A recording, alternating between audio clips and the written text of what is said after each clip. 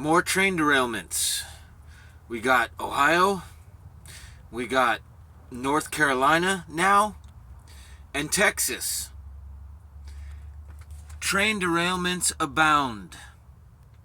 Oh yeah, and then there's the things getting shot down in the sky that could be balloons or something else. Wow.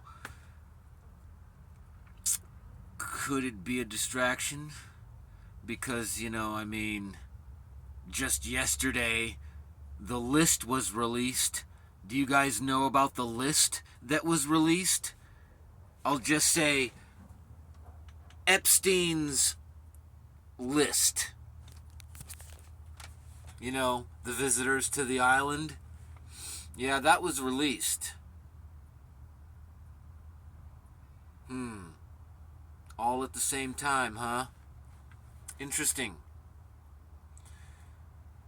Well, let's see if there's going to be any more derailments today, or tonight, or tomorrow. How many more things are going to be in the sky, shot down, or not shot down? We'll see.